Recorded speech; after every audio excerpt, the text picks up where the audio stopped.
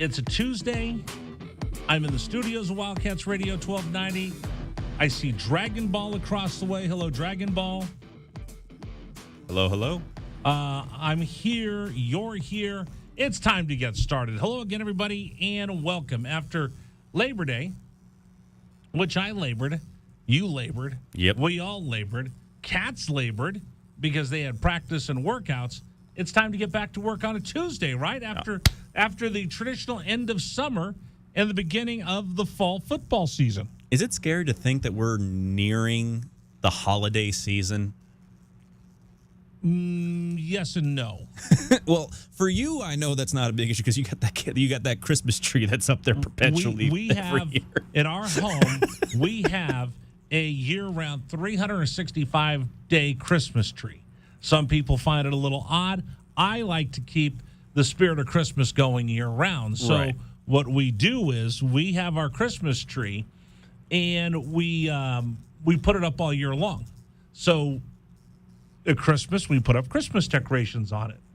Then after Christmas, the first big holiday is Valentine's Day. So You don't count New Year's?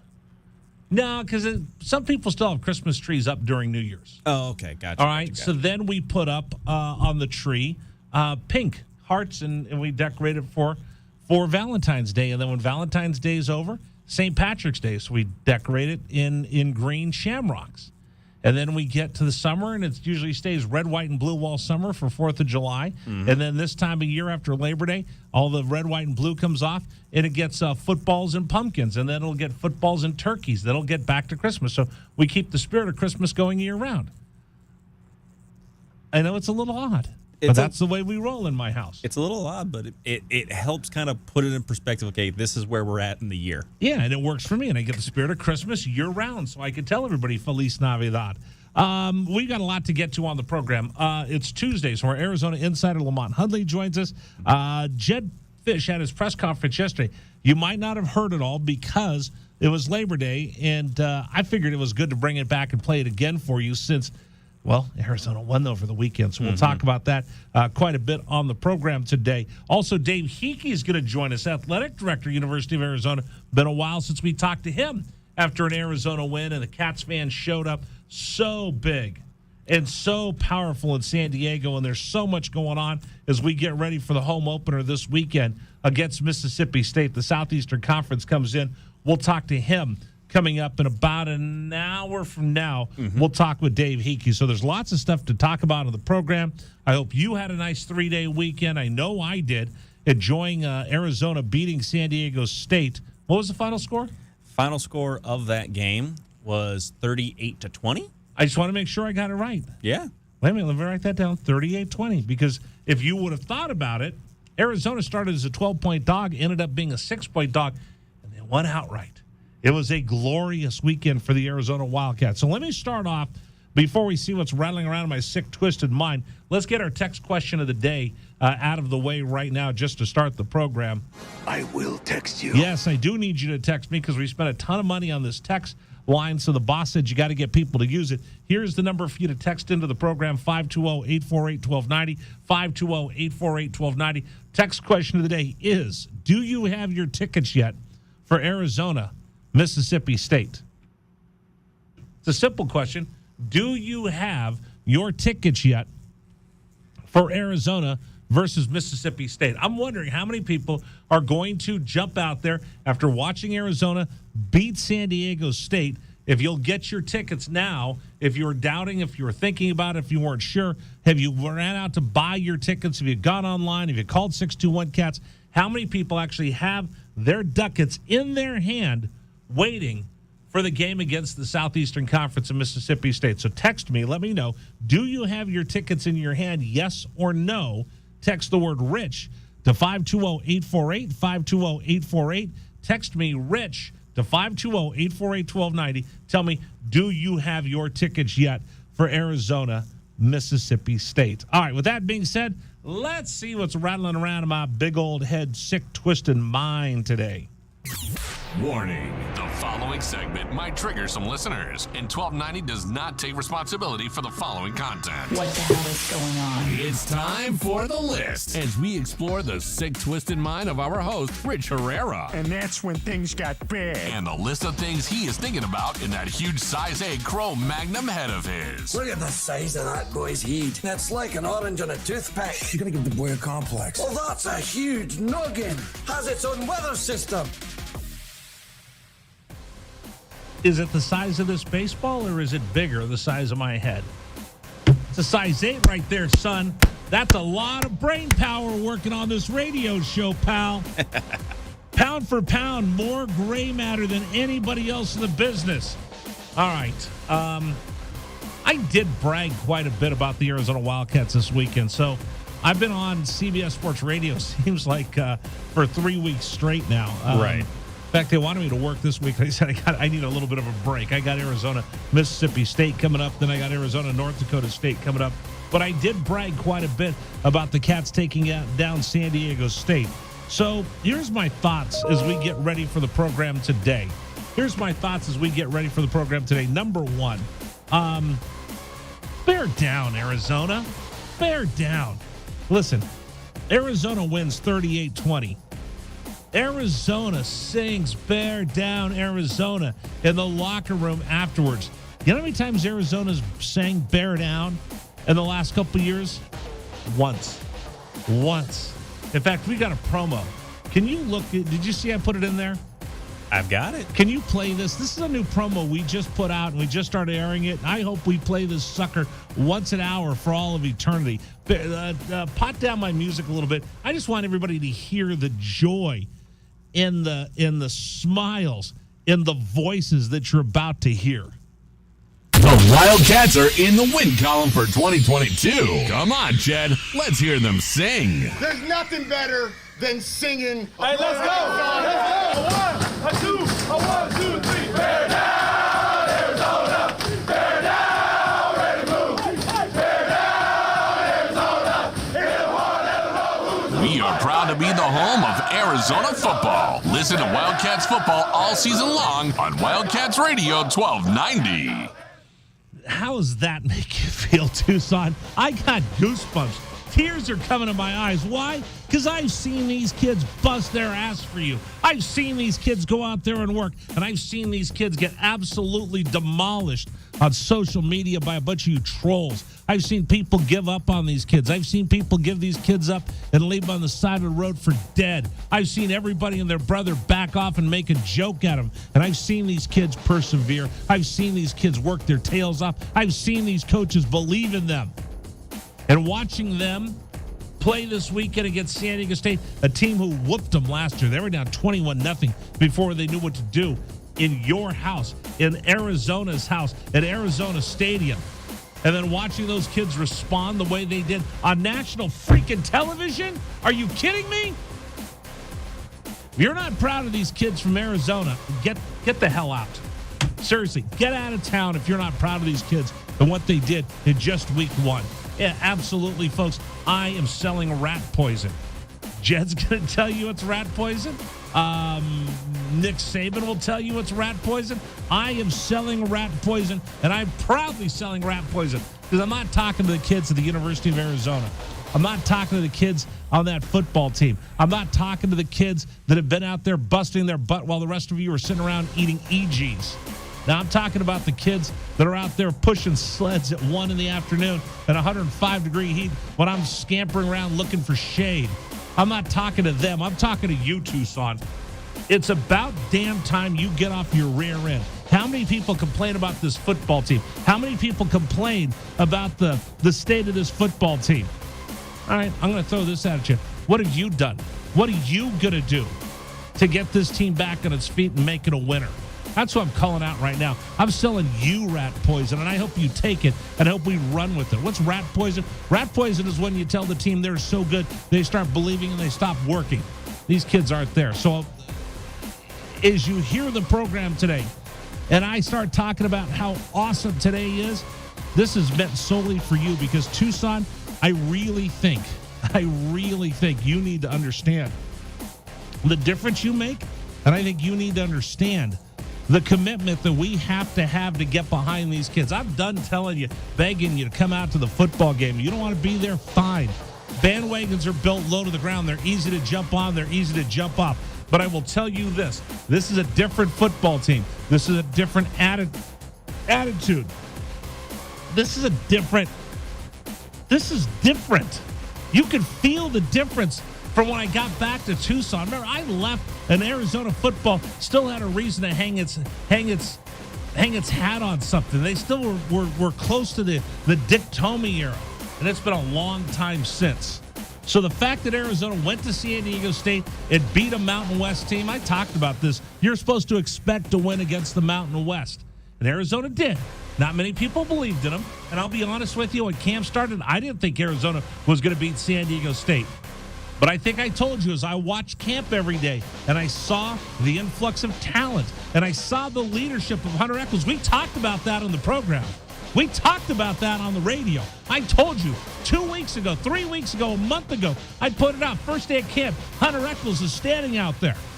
A bunch of guys are just kind of jaw-jacking as the coaches are talking, and they get done. Coaches walked away. Hunter Echols, brand new player, hadn't been on the field once wearing red and blue. Got up and gotten everybody's chili, and he said, hey, stop messing around. Pay attention to the coaches when they're talking. That's how we're going to get better.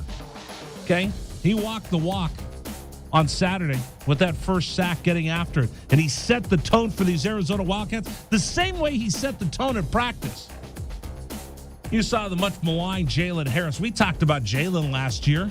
We talked about Jalen quite a bit. He had a hard time at the beginning of the season. He got beat up against BYU. He got beat up against San Diego State. He got beat up against Northern Arizona. And guess what? A year later, he's the Pac-12 Defensive Player of the Week. Folks, that's something to be proud of. And that's something this community should feel pride in. And if you don't, I don't have time for you. I'm tired of preaching to the people that don't want to be part of the choir. For the rest of you, I'll just let you stand off to the side, and you can jump in the bandwagon whenever you're ready to have the guts to do it. I'll let you jump in the bandwagon when you have the guts to do it. For the rest of you, let's go. Giddy up. I think they showed you that they're working. They're out there busting their butt. They're out there fighting for this community. They're fighting for this community. They're fighting for the name of the University of Arizona and all the Tucsonans that support it, and I'm proud of them. Today, the Pac-12 named 2 Arizona Wildcats Pac-12 Players of the Week. Think about this. This is a showcase week for the Pac-12. This was one of those weeks where it was a showcase week. Why? Because the University of Arizona and the rest of the Pac-12 were on display against the SEC and the Mountain West and all the rest.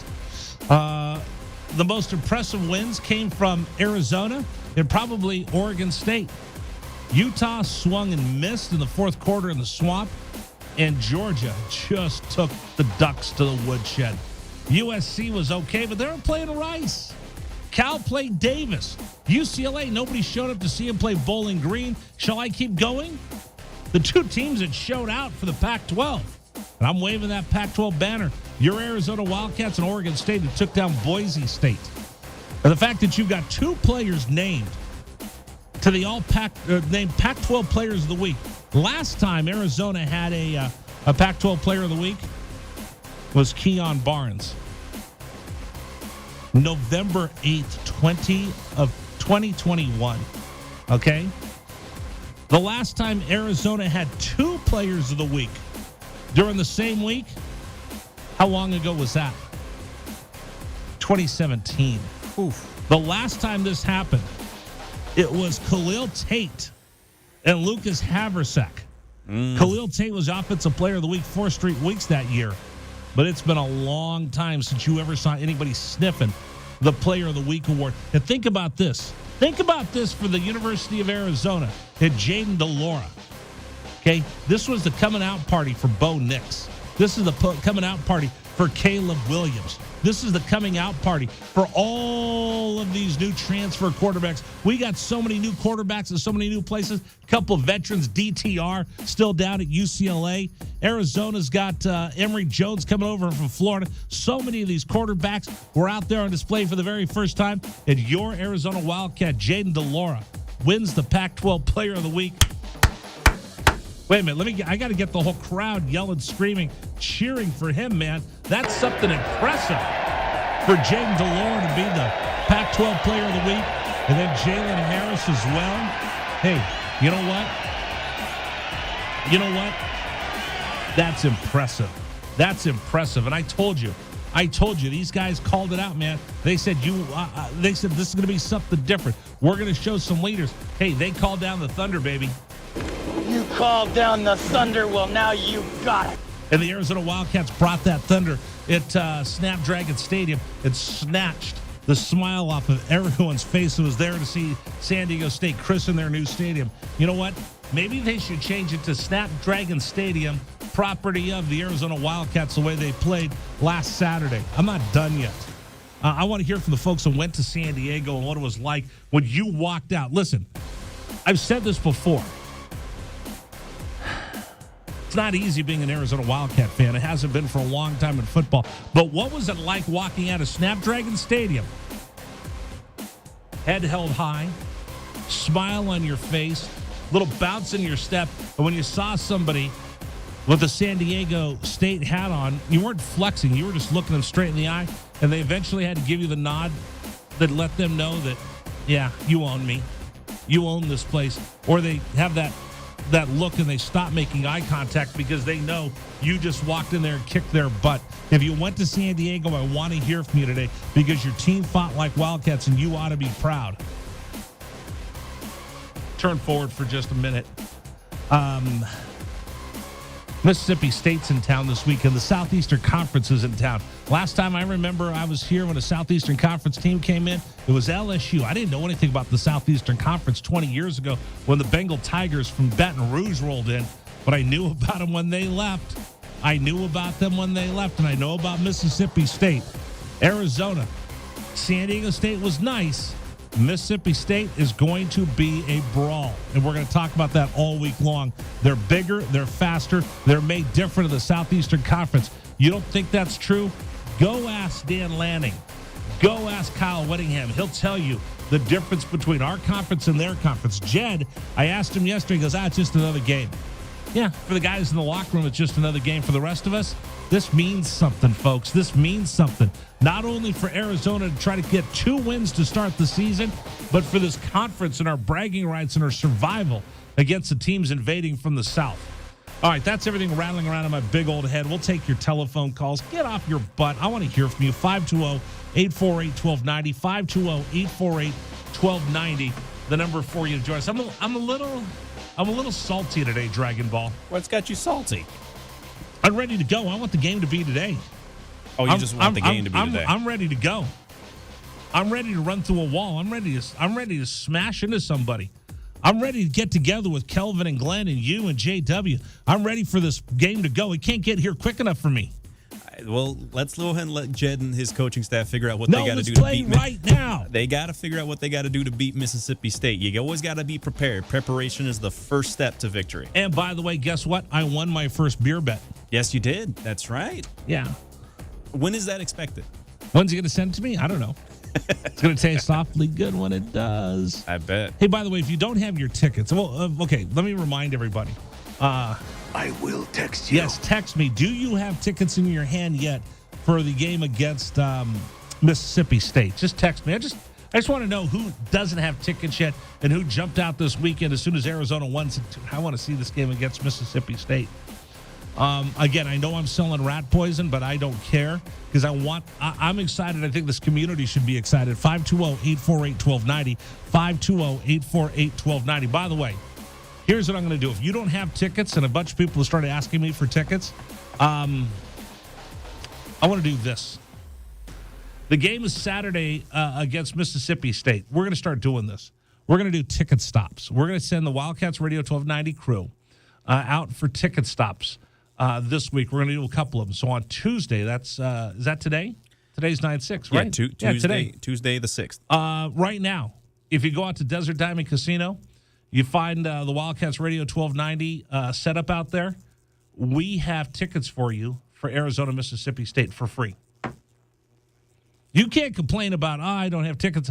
I'm telling you right now, if you go out to Desert Diamond Casino, we'll be set up in front of the casino. We got our van, we got our tent, we got everybody out there. Right now, if you roll out there, we will bring you tickets between 3 and 6 or as long as they're there. So if you're looking for tickets to the game, you can get a pair of tickets by just rolling out to Desert Diamond Casino right now for a ticket stop. There you go. I'm going to give away tickets all season long. You've got no excuse not to get out there. Buy your tickets, win your tickets, get your tickets. We'll be out there at Desert Diamond Casino until we run out of tickets. So get out there right now if you need a pair of tickets to see Arizona, Mississippi State. All right, Dave Hickey joins us in about 25 minutes. We'll talk to him. I'm going to have Jed Fish's presser from yesterday for you. And Lamont Hunley joins us on the program. 35 minutes. What did I say? You said about 25. I just want to go now. You want everything early today is what it is. It's Wildcats Radio 1290. This is the Rich Herrera Radio Show. Now streaming on Facebook Live and YouTube at Wildcats 1290 and our website, wildcatsradio1290.com. Terry crosses middle, hand it to Matherin between the rings. Over for Creasa. Checked by Campbell. High screen from Koloko. Creasa around it, drives right. Throw it for Koloko, who slams it down for 2. Lamb set. And the pitch to Susak, driven out towards right field. That is going to get down for a base hit and go all the way to the wall. Casagrande headed for third. They're going to wave him around. He's coming home, and the Wildcats have tied it up.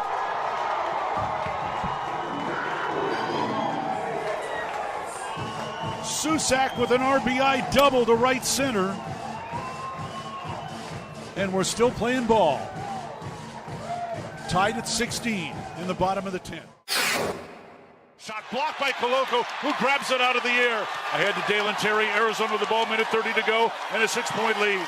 Juzang working right, drives to the bucket, put up, blocked by Koloko, grabbed by Larson. Arizona ball, 38 seconds left. For Bernard, goes right, blocked by Ballo, grabbed by Matherin. Arizona ball, 22 seconds left. Campbell down for the Bruins, throw it out to Riley. He'll shoot the 3, blocked again by Koloko. Ballo grabs it, it's over. Championship to Tucson. Hey, sports fans, it's Rich Herrera. Thank you so much for tuning into our stream. We'll be back in just a bit. Until then, how about some Arizona Wildcat highlights? 4th down and less than a yard. Trojans will go for it in a tie game. Slovis out of the shotgun.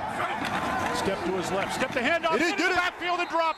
No gain, loss on the play. Cats take over. That's a huge play by Arizona.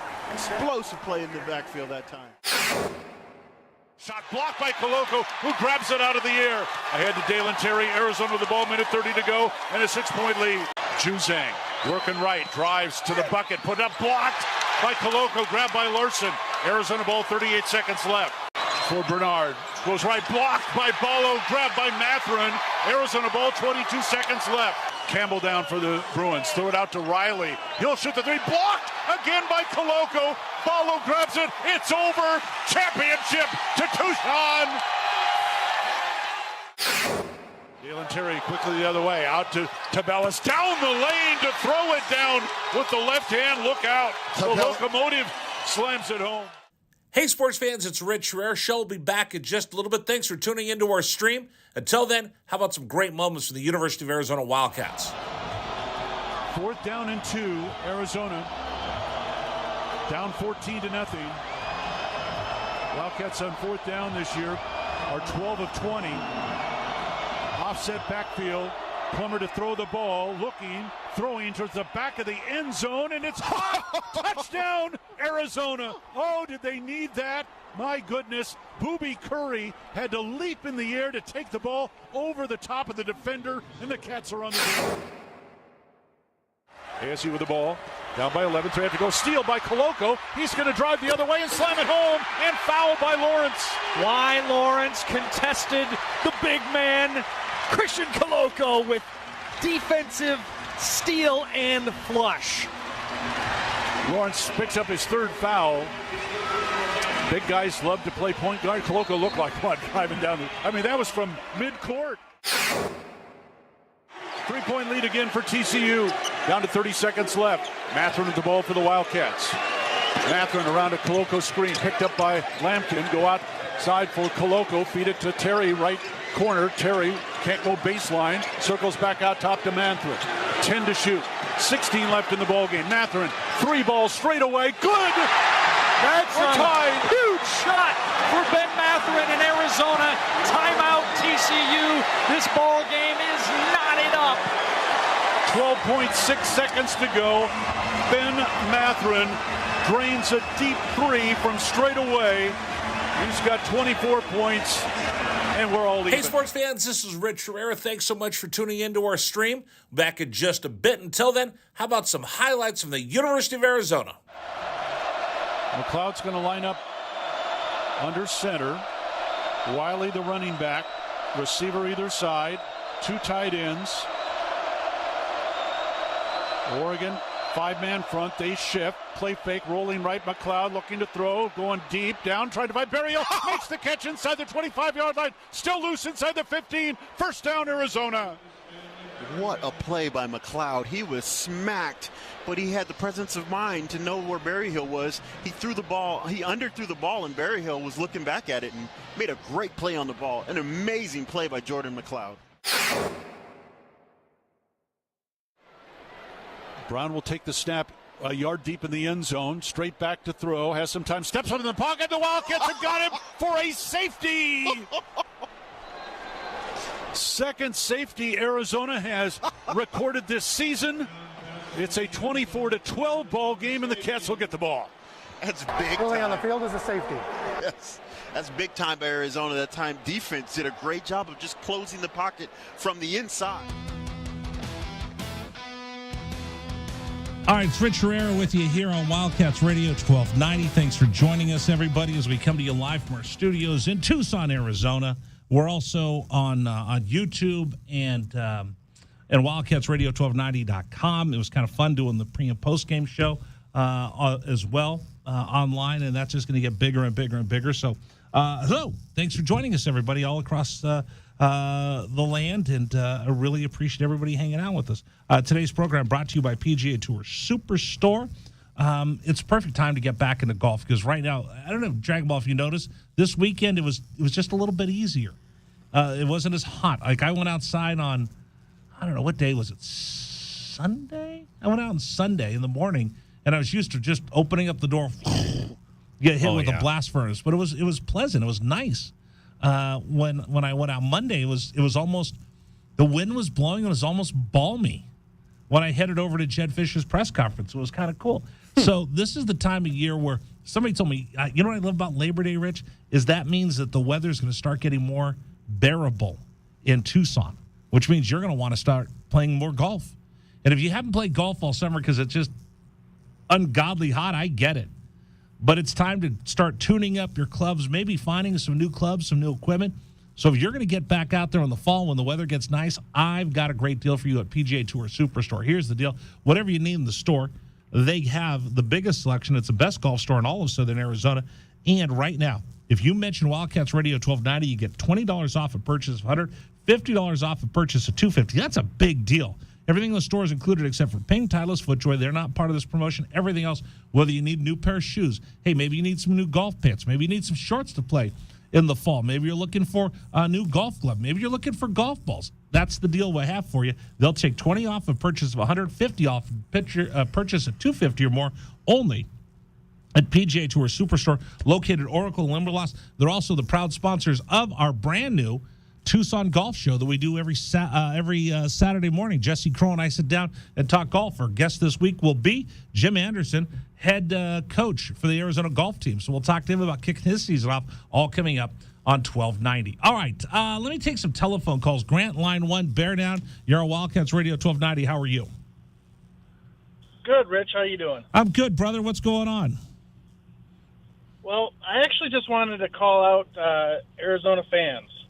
I've read a lot on social media about the SEC and how we don't get the respect, but you look at how SEC fans show up. They just go all out. They're crazy. They're loud, and we just don't do that here in Arizona. And we need to start. We need to start this week. We need to show up, and we need to be really, really, really rowdy. So, Grant, I was thinking about this a lot. I grew up a Pac-12 guy. I grew up in California, going to Stanford and Cal games. And then I got a little bit older. I go to USC, UCLA games, and I cover the Bruins and the Trojans, the Backstabbers and the Traders. I came out to Arizona, and I worked here and fell in love with the University of Arizona. So I've been all around the Pac-12 footprint. And then I went down and I lived in the South. I lived down in Florida, and I covered a lot of SEC and ACC, and I saw the difference between the two. So this weekend, I talked about it on CBS Sports Radio. I was trying to figure out why those guys are different. And there was an SEC fan who called up from Georgia, and he explained it to me, and he said, it's tradition. Here we love the Pac-12. We love our college football teams, but it's a little different down there. For them, it's a tradition. So what he explained to me was he was at a barbecue, and there were a bunch of SEC folks down there and ACC folks, and there were Miami fans, and there were Gator fans, and there were Florida State fans. There were Georgia fans all at this barbecue. And he said, let me see the youngins, because that's how they talk down south. He goes, let me see the youngins. And all these kids came around, and the kids that were dressed head to toe in Georgia gear were the SEC fans and the Gator fans. And he said, we start them early. The first thing you get when you're a little kid down there is a Georgia T-shirt or an Alabama T-shirt, or you get a onesie with Old Miss on it. And it's part of the way that you grow up, so it becomes part of your DNA. We don't do that out here. We don't really claim our teams until you get a little bit older. That's why they have that passion down there that we've never replicated on the other side. What we do is we get excited what our teams do well. We jump on that bandwagon as well as anybody else. So I think you're right. When the SEC comes marching in here this week, I'm not sure how many Mississippi State fans are going to travel out here, but I tell you what, you're going to see the passion and you're going to see the tradition that they have. Now, what kind of tradition do we want to create here in Tucson and in the Pac-12 to represent what we love? And that's this town and this community. Yeah, we need something. But I think you're right. I think you're right. We need, and that's why I said, listen, you and I could just beat our heads against the post. There's people that just aren't going to jump in the bandwagon. There are people that wear the red and blue, but they're not passionate about it. I think it starts with you and I. Well, they show up to the games, and the young kids, the students, they're going to be rowdy. They're going to be loud. But the older folks, the residents of Tucson, they tend to show up, and it's almost like they don't understand when to yell and scream and get loud, and they have to, and they wait for the third down, sirens to go off before they start cheering. I want anybody that goes to the game to expect to lose their voice. Leave the game without a voice. And that is a fantastic way to put it. So what do you do when you go to a game? When you go to an Arizona Wildcat game, and we see this in basketball, and I think Tommy wants to see this change as well. When we go to basketball games, we wait for that first Ben Mathurin dunk. We wait for Christian Coloco to throw down a monster dunk. We wait for Dalen Terry to have a block. We wait for all those things. Then we all stand up and cheer. You go to an SEC game, you go to some other arenas, they're cheering from the jump. They're cheering from when the team comes out there, and they give energy to the crowd instead of the crowd waiting for the team to give energy. That's when you cross over, and you get to be that 12th man. You get to make a difference. At Texas A&M, they have the 12th man. I've broadcast games there. They're yelling and screaming. They bring the energy, and the team feeds off that.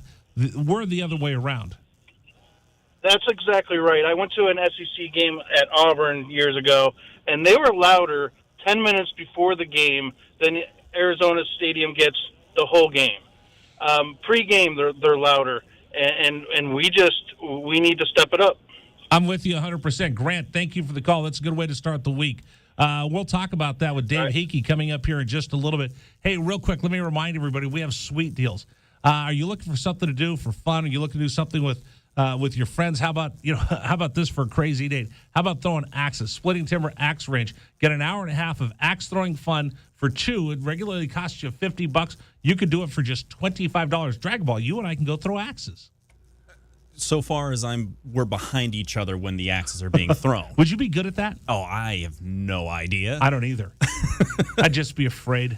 I mean, the thing is that these are not. I see it. It looks cool. These aren't like Velcro axes. If they were Velcro, I'd feel safer. But these are real Come sharp on, axes. let's go out and throw axes. I'll buy. You can get a $50 experience for just $25. These go on sale Friday morning, 8:30 a.m. at WildcatsRadio1290.com. All right, Jed Fish had his press conference yesterday. A lot of you missed it because it was Labor Day. You're having a cookout. You're taking your kids back to school, whatever. I'll have that for you next year at 1290.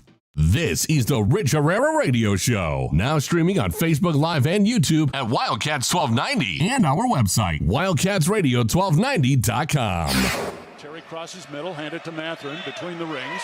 Over for Creasa. Checked by Campbell. High screen from Koloko. Creasa around it, drives right. Throw it for Koloko, who slams it down for two. Lamb set. And the pitch to Susak, driven out towards right field. That is going to get down for a base hit and go all the way to the wall. Casagrande headed for third. They're going to wave him around. He's coming home, and the Wildcats have tied it up.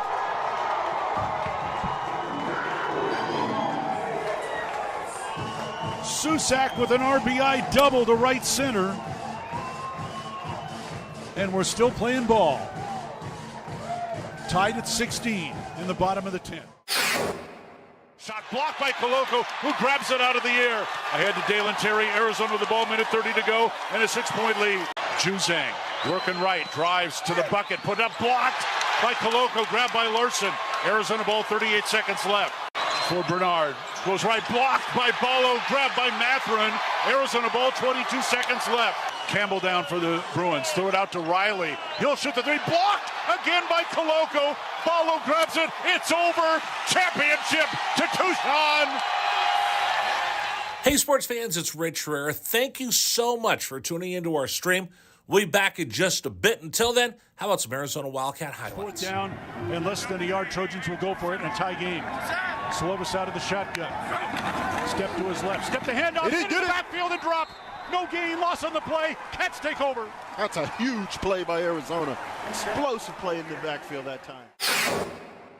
Shot blocked by Koloko, who grabs it out of the air. Ahead to Dalen Terry, Arizona with the ball, minute 30 to go, and a 6-point lead.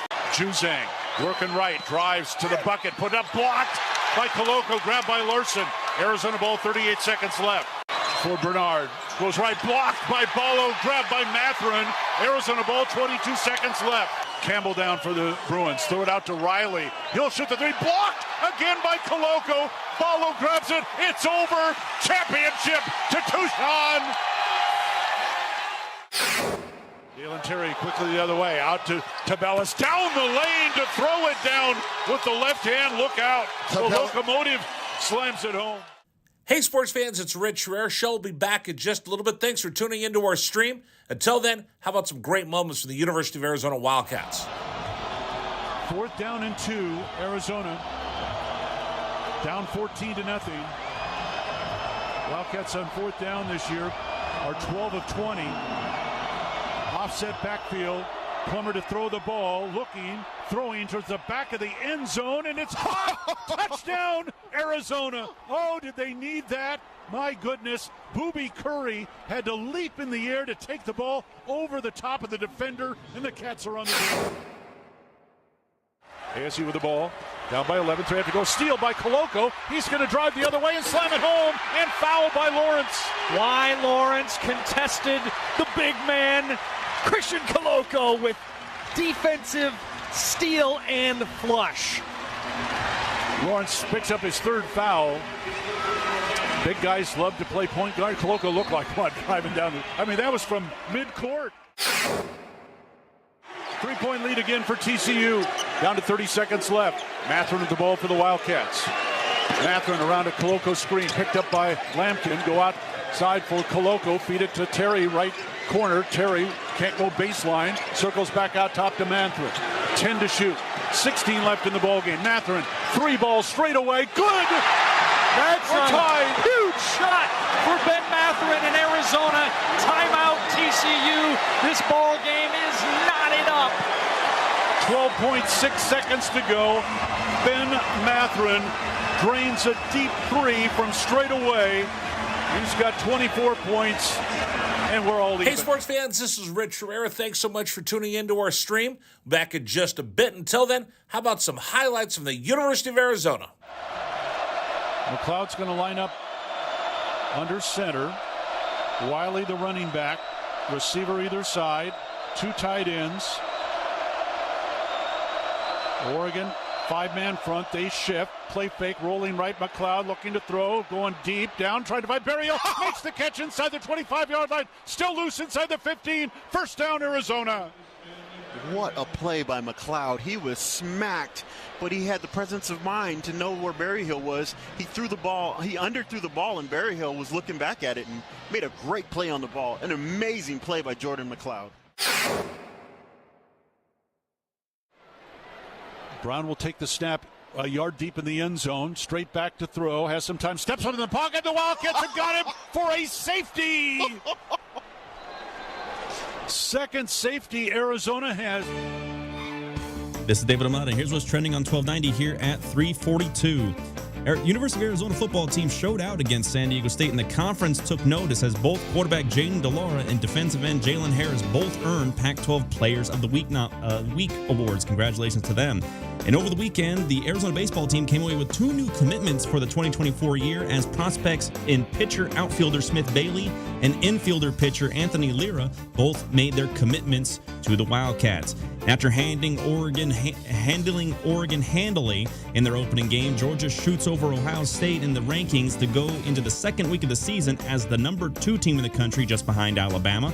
And the minor leagues look to be pushing towards unionization as more than half of the players in the minors have voted to join the MLB Players Association. That's what's trending locally and nationally on 1290. Still more to come on the Rich Herrera Show. This is Wildcats Radio 1290. This is the Rich Herrera Radio Show. Now streaming on Facebook Live and YouTube at Wildcats 1290 and our website, wildcatsradio1290.com. All right, Rich Herrera Radio Show rolls on a Tuesday. We had the Jed Fish Show for you yesterday. We also carried Jed Fish's press conference yesterday as well. Just to remind everybody, we'll bring you the best of it coming up here in just a minute. Also, if you don't have tickets for the game this weekend, you call 621-CATS, go to ArizonaWildcats.com, or you can stop by Desert Dime Casino right now and find the Wildcats Can I try again, Dragon Ball? Find the Wildcats Radio 1290 crew, and we have tickets out there until we run out. Is that what you're supposed to say? Until tickets are gone? While they last. While they last is the word I'm supposed to use. So right now, get out there. Desert Diamond Casino on South Nogales Highway. We have tickets out there while they last. It's our first ticket stop of the week. We'll do another one coming up later this week to make sure we get you out to see Mississippi State. All right. If you missed it yesterday, here's Jed Fish's press conference as he talked about the Wildcats as they start the season 1-0. Been able to recap the game. Spent the day yesterday watching the game from Saturday and meeting with our staff. Brought the players in, recapped the game with our players. Talked about what we needed to get done, how we can get better, some of the things that we did well, and a lot to improve upon. Practice last night. Got off the field and began early preparation for Mississippi State. And then we'll, did a little bit this morning, and now we'll spend the rest of the afternoon and evening on them. I think that the most, what showed up to me the most on Saturday, and really from the film and the TV copy and being on the sideline, was that our players bought into our culture for the game on Saturday. We talk all the time about trusting the process. We talk about playing with passion, loving your teammates, embracing the grind, and play the next play. And I kept hearing our guys say, next play, next play. I kept seeing our guys pick each other up. Felt like the weather was the weather. It was hot out there. And if you listen to our players' quotes or read, they all talked about embracing the grind all summer long, help prepare them for the game itself. And then, the preparation is critical. Trusting the process of getting better is critical. So I feel like they did all of that. Players really produced. The new players, the players that have been here, combination of both really produced at a high level. And then our coaches we talked about the three pillars, right, of cultures, players, and schematics, the X's and O's, and I thought our coaches did a great job preparing our team and coming up with a great game plan. So proud of the guys, and now it's time to turn the page and move on. What stands out to you about the way Jacob and Jaden were able to play on Saturday? They were very efficient. It's probably the first thing that stands out. They were very much in command of the offense. They were able to, they looked very comfortable out there. They played confidently and fast. And when you can play confidently and fast, it gives you your best chance. If you're processing or thinking through every call or where's everybody at or what am I supposed to do versus this coverage, it's going to slow you down. It's going to be an extra half a second, and that's when the pass rush can come affect you. We've seen teams rotate running backs. Usually it's by series. A guy will come in and then maybe another guy can. You were shuttling guys in and out almost like it was hockey. How did you come up with that system, and do you expect to kind of continue to do that? Well, I feel really strongly that we have four very good backs that are very capable of playing and helping us win a game. And we didn't, as a coaching staff, want to have three of them on the sideline until one got tired, so to speak. So Coach Graham did a great job of making sure that every chance he had to get someone fresh in the game, he did it. There's some times when you go tempo, you can't always do that. But he was able to take those guys, and I think the carries were, when you talk about carries and catches combined, the amount of touches that each guy had was pretty close to what our goal was going to be for this game. And I think what we were able to do is throughout the game keep giving them a fresh body to have to tackle. How would you describe Jaden's leadership out there? Very good, very strong.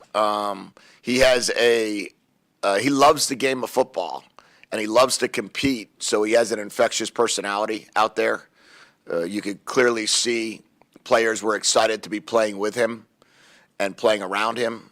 He certainly was very prepared to play in this game, and now he'll just continue his preparation. And the more prepared you are, the more people will listen to you, and the more people will follow you. And I thought that was it was pretty evident that people were excited about him being behind center. About when he went out there and he threw that pick and you guys get the ball back, it seemed like it didn't phase him. He was able to drive down the field and score a touchdown, big situation there.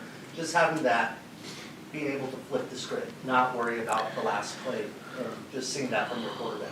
Yeah, well, next play mentality is what we've continued to preach all training camp long, all summer long. We practice saying it. We practice saying it on the practice field. If we threw an interception in practice, the very first thing you should hear all of our offensive players say to the quarterback is next play, next play. In the same regard, if you throw a touchdown pass. We tried to work very hard at that, living in the moment, the mindfulness behind living in the moment. And I think he showed it. Interceptions are based on a lot of different things. It's not just based upon one throw or one route. There's a lot of things that have to happen for an interception to occur. They made a good play on the ball. Probably shouldn't have happened on our side of it, but he knew that he was able to go back out there and felt very confident that we could drive the ball down. And it was great to have Jackson get that interception to work as a team there. How did you feel that Sam Longy adjusted to his situation? He was kind of rotating with Peyton early, but then had to go into Jonah and play both positions. Sam is all training camp shown the ability to play guard and tackle. We've used him as a utility man in that regard. That Brennan has done a great job of making sure that not just the starting five are getting the reps at the starting five's positions. That we've been able to move guys, almost all of them, around, so they're getting reps at other positions. So therefore, we're able to be successful if you do have an injury, which we all know in the game of football is going to happen. So Sam wasn't uncomfortable being out there. He was playing some tackle, then playing guard. Obviously, the second half of the game he was playing a lot of guard, and I thought he did a really nice job. Coming off a win and having an SEC team come in this Saturday, does that create a little bit more of a buzz for all of there, would you say? Well, I hope all of our fans come. I hope Tucson comes. I would certainly expect a great turnout and expect our fans to continue to support us and even, load up the stadium this go around. It's a great opportunity to watch good football. Obviously, we know we have a great opponent coming in town from the Southeastern Conference, Mike Leach coming in town. So they're going to be extremely well prepared and extremely good football team. And our guys are excited about that. And I hope our fans are. I hope that we make this an incredible home field advantage. And we certainly are built for it. I know there's not too much other things going on Saturday night at 8 o'clock, so might as well be here to watch us. When you saw DJ Williams at his best on film as a freshman at Auburn, did that look like what you saw on Saturday? Yeah, I think DJ is going to get better. There's certainly he's only, DJ came, he really, 3 days prior to start of training camp. So he didn't have the summer conditioning program. He didn't have the summer strength program. So he's still doing a lot of extra in order for himself to be in the best shape of his life that he can be in for us. There's certainly he's a good low center of gravity. So we did see that in the football. But, all those guys, you could see the benefit of our strength and conditioning program and Coach Owens and his staff. Michael Wiley was, breaking tackles more than he was a year ago. Jonah, brought his weight down to, 215 pounds and was, not letting the first guy tackle him very often. So it was pretty cool to see those guys and really a credit to Coach Owens and his staff. We were too far back. We had our personal protector was too deep into the end zone. That's on coaching. That's on us. We need to do a better job there, making sure that when you're on the 1 yard line and you only have 11 yards is different than when you're on the 4 yard line and you have 14 yards or 5 yard line and you have 15 yards. When you only have 11, which is the least you can possibly have, you just need to be up further and we wouldn't have had that problem. The other two guys move up to block on the line. Is that because of how close? Yeah, so everyone would have moved up. They mostly all were up. And we just need to do a better job of execution and coaching that, and that's on us, and we got that fixed. Johnny Nance in a game ball after the game, after watching it then on tape, what did you feel he did best in the way he called it? We got players to play with great passion. Clearly, statistically, it wasn't hard to make that decision. We held a team to under 100 yards passing. We held a team that scored 38 points against us a year ago to 13. We certainly held a team that rushed the ball for 270 yards against us for 170. And he got his players to play really hard. And it was his first game as a play caller, and thought that he did a really, really good job, as did the whole defensive staff. You looked at the way the safeties played. Look at the way Jackson Turner and Christian Young played. C.Y. was back at safety. Look at the way the corners played. Isaiah Rutherford stepping in for Stukes, and C-Row always playing at a high level. And then the front. I thought the front did a fantastic job of mixing it up. You saw a true freshman in there. Deuce Davis, true freshman Deuce Lane, true sophomore Colby Cage, true freshman Jacob Manu, playing a lot of reps of the game. So it was pretty cool to see all the new faces. Tia coming in as a sophomore transfer. There's a lot of guys that weren't on this team last year that defensive coaching staff had to get ready. Manu and Lane weren't on the initial depth chart that you released, but they obviously seemed like they moved up. How would you assess the progress that those two players have made? Yeah, they moved up. Is really what happened. They had a really good week of practice. They did a great job with the scout team. So the week prior to the 4 days or so before the game, and they kept giving a great look. They kept showing up. They kept showing up in conditioning. They kept showing up in the weight room, running fast, being strong, being physical, and being instinctive. And when we saw that, we felt like, that they were maturing faster than maybe we thought. And therefore, we had a chance to play some more young freshmen. And That's what we want to do. We want to develop the players that arrived, and we want to keep building off of the foundation that the older guys have built. You did a job against Burmeister, but now you've got another good quarterback coming in, Will Rogers. What about him impressing you? I haven't seen much about their offense right now, other than what I know. I know he threw 5 touchdown passes. I know that he was an outstanding quarterback a season ago. I know he's a very good passer. I know Mike Leach is always going to have very good passers. There's nothing really surprising in terms of the fact that he's producing, a 400-yard passer. That's what he does. They throw the ball a lot, and the key to being good in that offense is being accurate. And that's what they look for. That's what they found, and I'm sure he'll be a great challenge for us. You talked about a number of things that you felt you needed to fix from last year. Red zone is the most prominent one we can think of.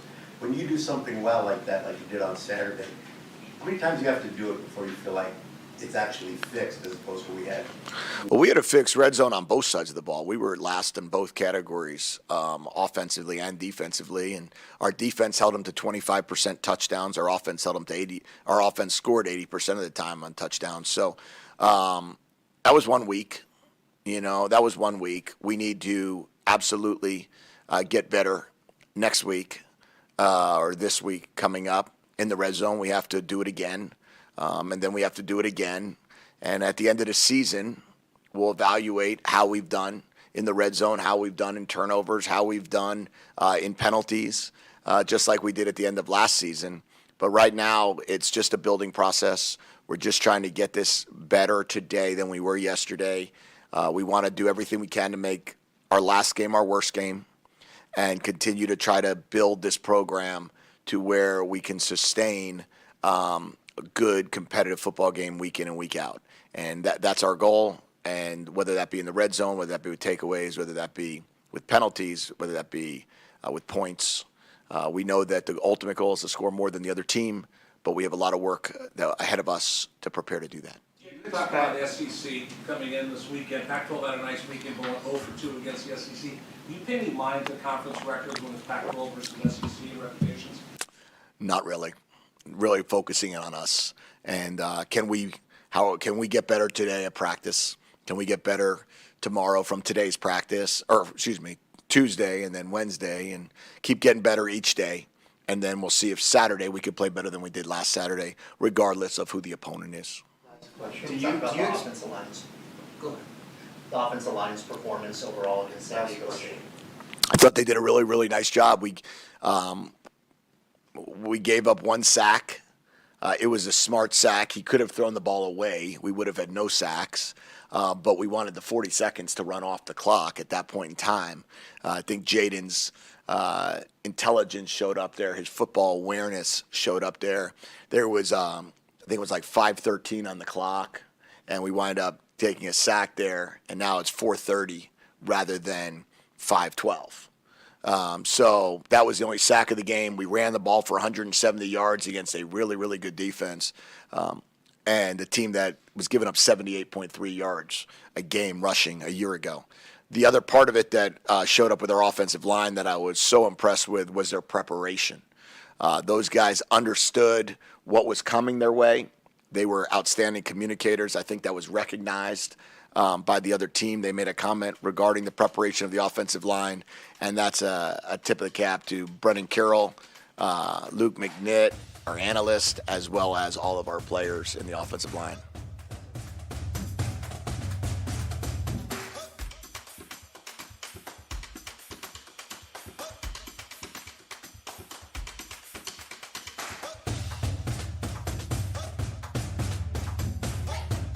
Rich Herrera, exclusively on Wildcats Radio 1290. KCUB Tucson, a Cumulus media station. This is the Rich Herrera Radio Show. Now streaming on Facebook Live and YouTube at Wildcats 1290 and our website, wildcatsradio1290.com. Terry crosses middle, handed to Matherin between the rings. Over for Creasa. Checked by Campbell. High screen from Koloko. Creasa around it, drives right. Throw it for Koloko, who slams it down for 2. Lamb set. And the pitch to Susak, driven out towards right field. That is going to get down for a base hit and go all the way to the wall. Casagrande headed for third. They're going to wave him around. He's coming home, and the Wildcats have tied it up.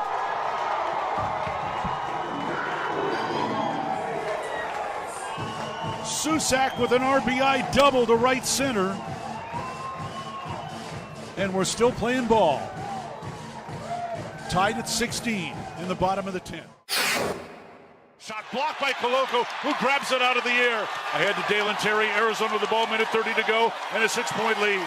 Juzang working right, drives to the bucket, put up, blocked by Coloco, grabbed by Larson. Arizona ball, 38 seconds left. For Bernard, goes right, blocked by Ballo, grabbed by Mathurin. Arizona ball, 22 seconds left. Campbell down for the Bruins, throw it out to Riley. He'll shoot the three, blocked again by Coloco. Ballo grabs it, it's over. Championship to Tucson. Hey, sports fans, it's Rich Herrera. Thank you so much for tuning into our stream. We'll be back in just a bit. Until then, how about some Arizona Wildcat highlights? Fourth down and less than a yard. Trojans will go for it in a tie game. Slovis out of the shotgun. Step to his left. Step the handoff. Into the backfield and drop. No gain, loss on the play. Cats take over. That's a huge play by Arizona. Explosive play in the backfield that time. Shot blocked by Coloco, who grabs it out of the air. Ahead to Dalen Terry, Arizona with the ball, minute 30 to go, and a 6-point lead. Juzang working right, drives to the bucket, put up, blocked by Coloco, grabbed by Larson. Arizona ball, 38 seconds left. For Bernard, goes right, blocked by Ballo, grabbed by Mathurin. Arizona ball, 22 seconds left. Campbell down for the Bruins, throw it out to Riley. He'll shoot the three, blocked again by Coloco. Ballo grabs it, it's over. Championship to Tucson. Dalen Terry quickly the other way, out to Tabellas, down the lane to throw it down with the left hand. Look out, the locomotive slams it home. Hey, sports fans, it's Rich Herrera. Show will be back in just a little bit. Thanks for tuning into our stream. Until then, how about some great moments from the University of Arizona Wildcats? Fourth down and 2, Arizona. Down 14-0. Wildcats on fourth down this year are 12 of 20. Offset backfield. Plummer to throw the ball, looking, throwing towards the back of the end zone, and it's caught! Touchdown, Arizona! Oh, did they need that? My goodness, Booby Curry had to leap in the air to take the ball over the top of the defender, and the Cats are on the board. ASU with the ball, down by 11, 3 have to go, steal by Coloco. He's going to drive the other way and slam it home, and foul by Lawrence. Why Lawrence contested the big man, Christian Coloco, with defensive steal and flush. Lawrence picks up his third foul. Big guys love to play point guard. Coloco looked like one driving down. That was from mid-court. 3-point lead again for TCU. Down to 30 seconds left. Mathurin with the ball for the Wildcats. Mathurin around a Coloco screen, picked up by Lampkin. Go outside for Coloco. Feed it to Terry, right corner. Terry can't go baseline. Circles back out top to Mathurin. 10 to shoot. 16 left in the ballgame. Mathurin, 3 balls straight away. Good! That's a tied. Huge shot for Ben Mathurin in Arizona. Timeout TCU. This ball game is knotted up. 12.6 seconds to go. Ben Mathurin drains a deep 3 from straight away. He's got 24 points, and we're all even. Hey, sports fans, this is Rich Herrera. Thanks so much for tuning into our stream. Back in just a bit. Until then, how about some highlights from the University of Arizona? McLeod's going to line up under center. Wiley, the running back. Receiver either side. 2 tight ends. Oregon, 5-man front. They shift. Play fake, rolling right. McLeod looking to throw. Going deep. Down, trying to find Berrios. Makes the catch inside the 25-yard line. Still loose inside the 15. First down, Arizona. Herrera on Wildcats Radio 1290. Thanks for joining us, everybody. Wildcats Radio 1290. We'll get Dave Hickey on the horn with us in just a minute. Don't forget, Walk On Wednesday is coming up in golf and stuff, brought to you by Goodfellas AC. Stop by and register to win a $250 cash card and a prize pack from Golf and Stuff worth $250. Plus, you can take on Arizona basketball walk-on players in friendly competitions. Golf and Stuff on Wednesday, September 14th between 6 and 8. Walk-on Wednesdays at Golf and Stuff on Wildcats Radio, brought to you by Wildcats Radio 1290. Again, it's Wednesday, September 14th between 6 and 8. For details, go to wildcatsradio1290.com. If you're looking for tickets for the game this weekend, a bunch of people have asked me, hey, Rich, can you hook me up with tickets? That's what we're going to do. We're going to hook you up with tickets. We're having a ticket stop right now at Desert Diamond Casino. The Wildcats Radio 1290 crew is out there. They'll be out there while supplies last. We have pairs of tickets to give away to see Arizona take on Mississippi State. If you want to buy your tickets, go to ArizonaWildcats.com or 621-CATS is the box office, and they'll get you taken care of right away and get you ready for the game. By the way, the show this week is brought to you by Dragoon Brewing's 988 IPA. 988 is the new National Suicide Prevention Hotline number.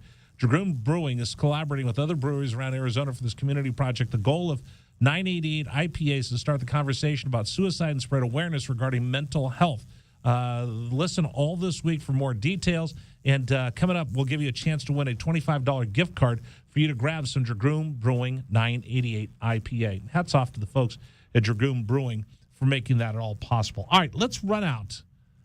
Let's run out to our guest hotline. Joining us right now, as he does every week, the athletic director of the University of Arizona for his weekly appearance here on 1290. We welcome in Dave Hickey. Bear down, Dave. Bear down, my friend. How are you? Hey, I'm doing great, Rich. Bear down, go Cats. Good weekend, and it's a big week coming up here. Okay, let's recap the weekend. A little bit later, we're going to talk with Lamont Hundley, the legendary Hundley brothers, such a big part of our community. And Lamont was telling me last week that there was just a whole bunch of Wildcat alumni that were making their way over there. They were trying to make as much noise as they could. And we were here broadcasting towards the end of the game while Arizona was on the field about to win this ball game. The familiar chant U of A broke out, and you could hear it clear as day on the TV broadcast. Talk to us about the weekend. Talk to us about being there on the sideline, talking with Jed. Just give me a download dump on everything from the game Saturday. Well, it was a great trip over. We had an incredible turnout of fans, as you said. It was the U of A chants were often and definitely heard throughout the stadium. During the game and as we continued to play so well. So it was great. I think, again, we had well over 5,000 fans there. Could be more than that. The pride of Arizona, our band and Palms and cheerleaders were all there. It was just we had a tremendous pregame party not too far from the stadium. 450 people at that. So we had also, it was our annual donor trip, so some of our highest level donors, 300 to 350 of those joined us. So a lot was going on. And, so many people came into town. There was great energy, great anticipation for the game. I think you're all a little bit on pins and needles. Don't know exactly what it's going to be, but I was excited to see, no matter what happened, to see the progress in our football team. I think we've talked about that before, and there was good progress. I think we're really proud of what our football program looks like now and the way they represented themselves. Do we have to give a special shout-out to the Beach Caps, the San Diego alumni chapter that you have at the University of Arizona? I know they're hosting parties all week long as well. Well, I know we had the at-event party by our Alumni Association, and then we had watch parties throughout the country. I know we had a couple in California as well. So, our groups were very active, and that's a big part of why the Cats travel so well. When we go on the road, there's always a group, and we're always driving fans to those places, and it's a lot of fun to see the great turnout. Give me your thoughts on the football game itself. We saw Arizona come in as a 6-point dog. Last year, they were down 21-0 at Arizona Stadium, taking on a San Diego State team that I thought was improved from last year. And you saw Hunter Echols from the very first play showing what this Arizona Wildcat team is trying to be known for this season. Well, again, I was really pleased with the progress in the program. And credit to our coaches, to Coach Fish's leadership, to our players. They've worked so hard, and that, since the end of last season, and I even include last season as part of the process. And Jed talks about it a lot. We talk about it together a lot. We're similar in that fashion that you got to believe in process. You got to believe that good things are going to happen. Keep doing things, keep training, keep preparing, and then you have opportunities. And Saturday we had a great opportunity, and we performed well. We were ready. We were conditioned, and again, offensively, defensively, we really looked good. Now, look, it's one game. We put that one away, and we've got a game to play this week. And I love our attitude of our football program. It's about us, and it's the next game. We just try to be 1-0 every week, and I think it's a great attitude to have. But very impressed and very pleased with where we are. But with that said, we have a lot of work to do. We have a lot of work to do to make sure that this football program can be championship caliber. But now I think we've kind of gotten out of that rebuild. I know we talked about that a lot, but I'd like to really term it now a build. We're in the mode of building a program that can be consistently competitive, that can be a championship caliber program, that can go to bowl games. That's what we're building. I think we've kind of completed the tear down and rebuild. Now we're really finishing this thing off. All right, so what's a fair direction or fair reasonable expectation for the team now? So I'm selling rat poison. I'm telling everybody, let's get excited. You've got 2 players of the week in Jaden DeLora, Jalen Harris, deservedly so. You showed up on national television with an impressive win. Heck, Dave, Arizona, for the first time in a long time, also got a vote in the top 25 poll. 1 point, but I'll take it because it's been a while since Arizona's name has just shown in there. For Jed and the team, it's about focusing on Mississippi State. But for the rest of us, how excited should we get? How pumped up should we get? What should our expectations be? Give me some direction in your thoughts. Well, hey, we're in this to be successful. We're in this to win, and our program continues to grow. I think we all have to have patience. I'm excited this week to see how we respond from success, how we respond from great preparation, how we come home where there will be probably more distractions, more anticipation than we've had for a game in a long time. When you're at home and, the students and the energy around the home opener and, there's a lot of chaos in getting tickets, making sure things are right. Families are coming into town. We're trying to get the stadium done, get tickets out, all the parking. There's a lot of chaos that goes on, and how you handle it, how you can channel it, stay focused on playing a great football game.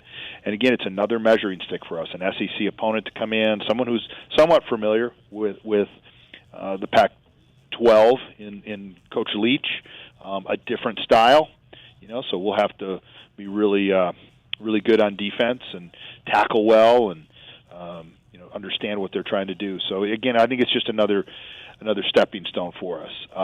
Don't get me wrong. I'm not trying to minimize anything, but I guess I try not to get too high, and I try not to get too low.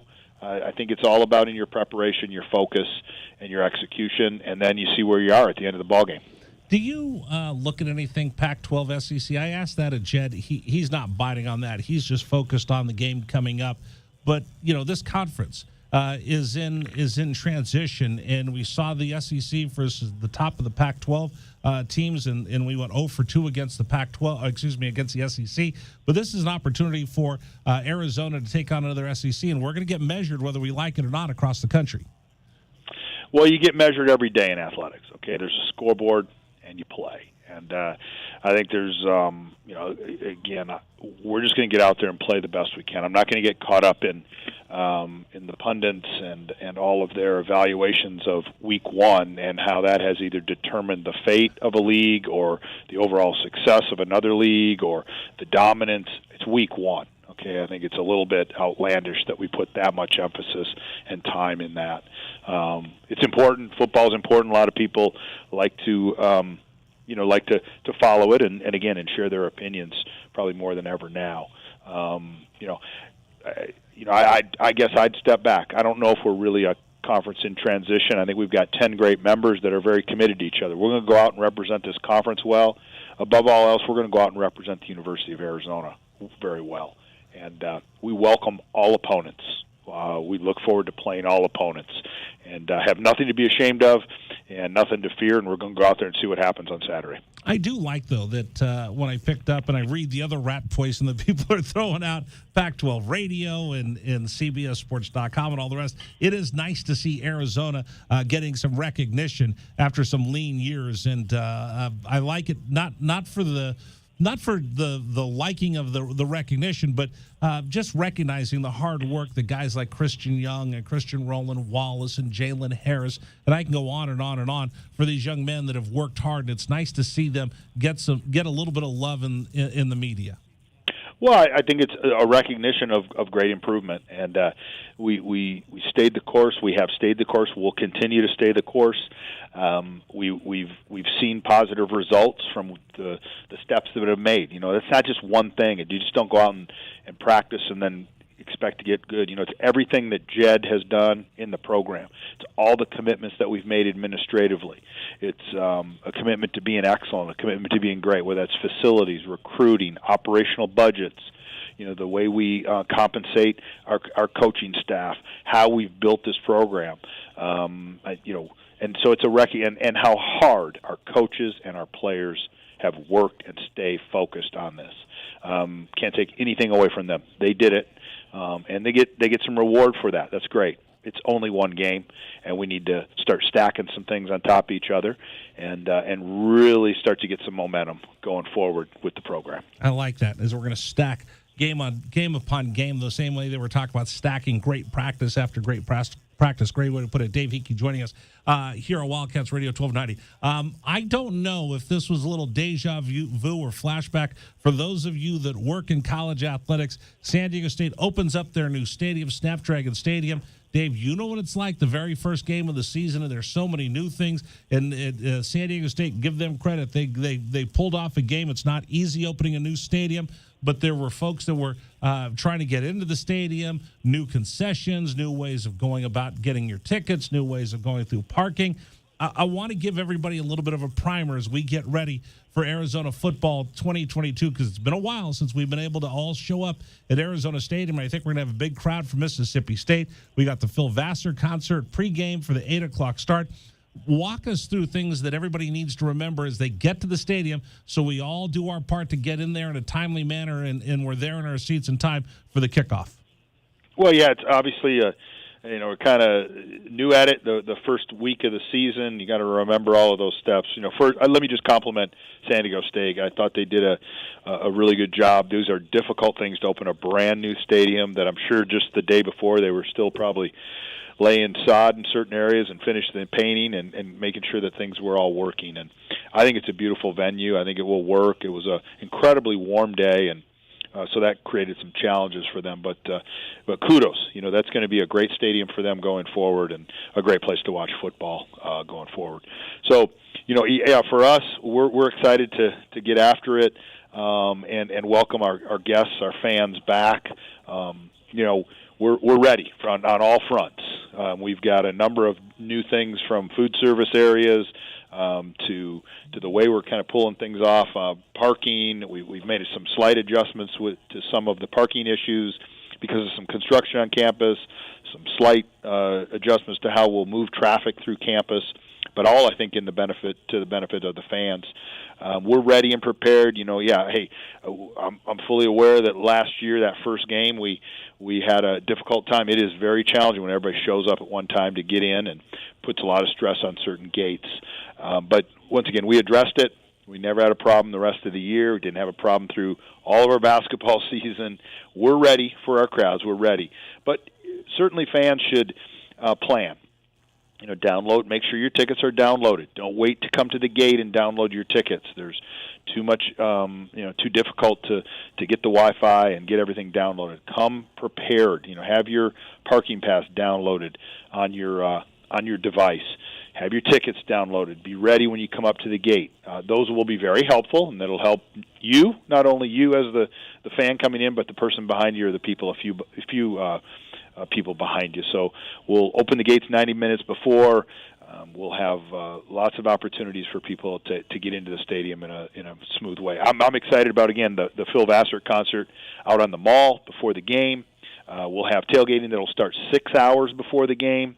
The Davis Sports Center will open 3 hours before the game. Our indoor tailgate event, Fan Fiesta, our Wildcat Club members can go in there as well to their tailgater, but it's open to the public, so everybody can come in there as well. So a lot happening. The concert starts at about 6:30, I think. So, I've never been inside for the indoor inside the complex because we're outside doing the pregame show. What goes on in there?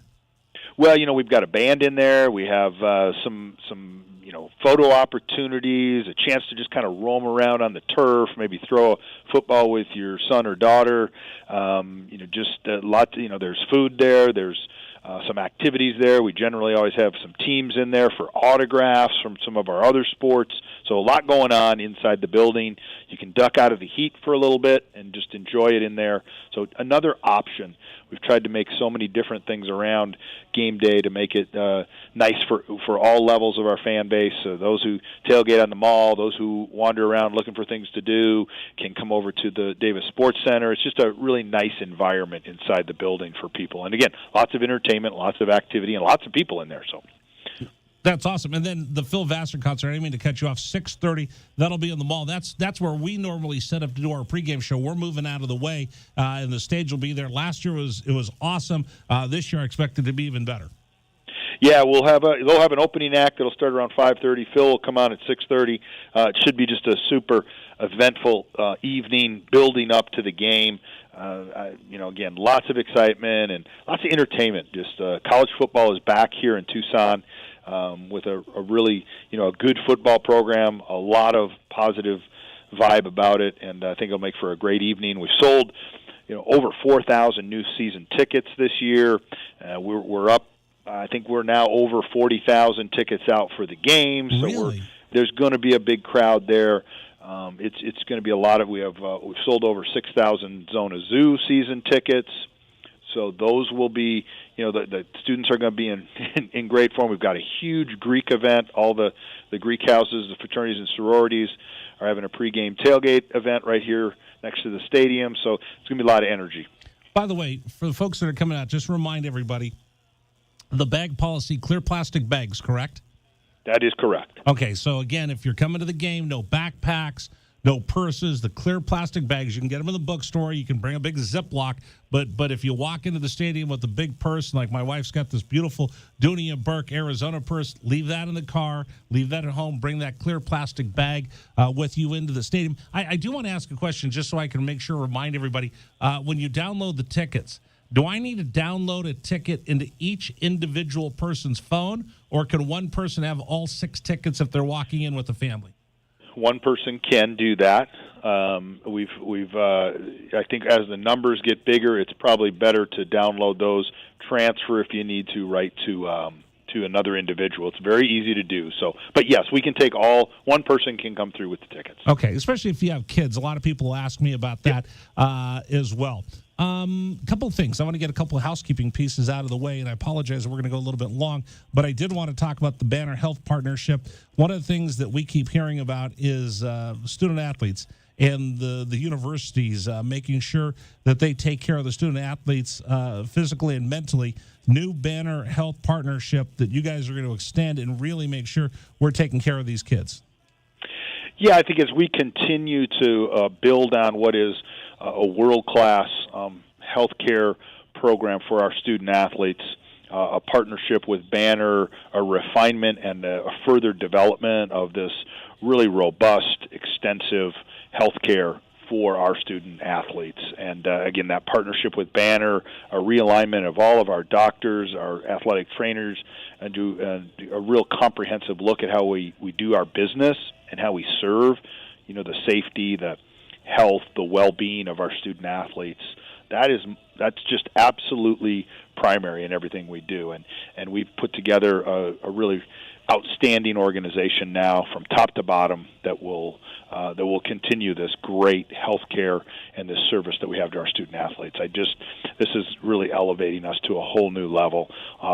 puts us right there with the best of anyone in the country, in my opinion. See, that's why I actually transitioned all my doctors, because I kind of feel good when I walk in there and I see that Block A at Banner Health. So that's what I did about a year ago as well. So I'm glad that I was on the cutting edge of that, because I know the folks in Banner take such pride of being associated with Arizona sports. So that's outstanding. All right, one other thing that's going on this weekend, Arizona Sports Hall of Fame. This is really special when you get to bring back these student athletes and folks that made such a difference at the University of Arizona. Mike Candrea and Jim Livengood are heading up the class of 2022, but you look of the football players, track and field, softball, swimming, so many different coaches and folks that have made an impact on the University of Arizona, and they'll be richly deserved the recognition that they'll get this week. Yeah, this is obviously one of our all-time great nights, is the chance to recognize these new inductees into the Hall of Fame. It's really the highest honor that any student-athlete can have, is to be inducted into the Hall of Fame, our Sports Hall of Fame. And we'll have another outstanding class.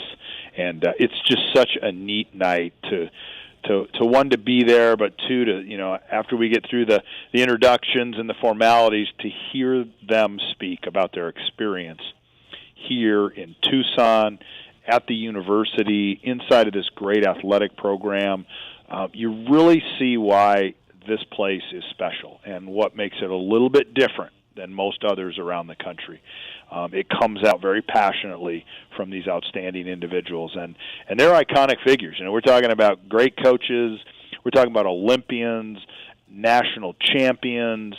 Some of the world's best have come out of this program, and to pay tribute to them and to hear their stories is really a lot of fun, and it'll make for a great night on Thursday night. So we have this extended week. We've got our Hall of Fame on Thursday night, and then we have a tennis reunion. All of our tennis teams are coming back, and a lot of people are coming back on Friday, so we'll have a lot of things going on campus for them on Friday, and then obviously the big home opener on Saturday night. And then these Hall of Famers will be recognized during the football game as well. That part I Absolutely. love. When we're going to see the GOAT, Mike Candrea. We're going to see the gentleman that sat in your office years ago, Jim Livengood, the first time I worked in Tucson. I can't wait to see this, and I hope they get a huge round of ovation, a huge applause when they're recognized during the game. Yeah, it's always nice to come out at one of our marquee events, one of our, obviously our bigger events, when you go to a football game where we honor all of our former student athletes and put them right out there front and center. So it'll be terrific, and it's neat when you talk about Jim Livengood, former athletic director. One of the really special things we had this weekend was Cedric Dempsey joined us. Cedric, the longtime great AD here, and then the president and CEO of the NCAA for many years. Ced joined us at the game with his wife June, brought us some good mojo and some good luck, and yes. And we got the win down there. So it's those are great figures who have done great things for our programs in the past. Well, you better tell Livengood. Come on, I know Jim. If Ced brought us a W over in San Diego, Jim, I need a W for you as well. All right, I'll put he and Candrea together, and maybe there'll be some really good vibe there, and we'll get it done this weekend. Hey, by the way, don't forget, folks, we're going to have Jim Anderson on our golf show coming up this weekend as Arizona Golf kicks off their season. So we'll run through everything with Jim Anderson as he goes out there and tries to get after it and bring us back another Pac-12 championship in golf. Dave Hickey, thank you so much. And you know what? Just on a personal note, I understand how hard, I've seen it, I'm like a fly on the wall watching how hard the folks that have worked to bring in the donations, how hard the football staff, how hard this athletic department has worked to get us past the rebuild into the build that we're in right now. So on behalf of everybody here in Tucson and our community and those of us here on your flagship, I just wanted to congratulate you guys. I know it's just one win. It's just one win of many that are going to come. But you know what? Listening to those kids sing Bear Down, Arizona gave me chills, and I think it gave chills to every Wildcat fan. So on behalf of everybody here in Tucson, thank you to your entire team that's put Jed in a position, along with these great student athletes, to have as much success as they're going to get this season. Well, thanks, Rich. I appreciate that. And, it is about the people. It's about the people inside the department that are committed to our student athletes and our coaches. Work incredibly hard here. Certainly, it's about the people in this community. We're all in this thing together. And, as I say, we just good people trying to make really good decisions. Generally, there's good outcomes, and I feel great about that. So we're going to stay after it. We're not going to rest on our laurels. We've got a big week this week. We want to make a great impression to our fans as they come into the stadium, and let's have a great day. And that football team's going to represent us really well. Bear down. I'll talk to you this weekend. Bear down. Go Cats. All right, there you go. Dave Hickey joining us here on Wildcats Radio 1290. All right, coming up, we're going to talk with Lamont Hundley. He's our Arizona insider on Tuesday, and then we'll unpack a lot of the stuff that Dave talked about. I'm excited. I think you are as well. I'm Rich Ferrer. Thanks for joining us. This is Wildcats Radio 1290.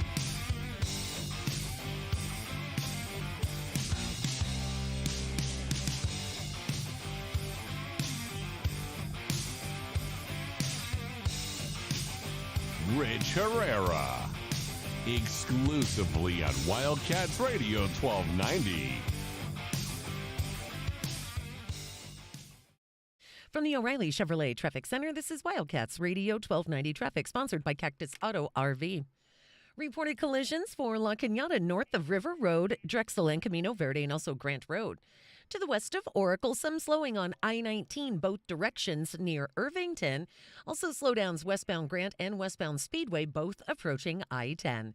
And I'm Cricket with your Wildcats Radio 1290 traffic. This report is sponsored by Dell Technologies. The Dell Technologies Labor Day event is here. Start a season of productivity with up to 48% off Vostro laptops with 12th Gen Intel Core processors. Upgrade by calling 877-ASK-DELL.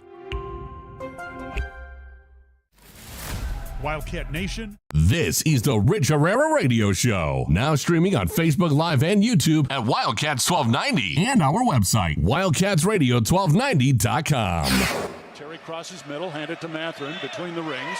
Over for Creasa. Checked by Campbell. High screen from Coloco. Creasa around it, drives right. Throw it for Coloco, who slams it down for two. Lamb set.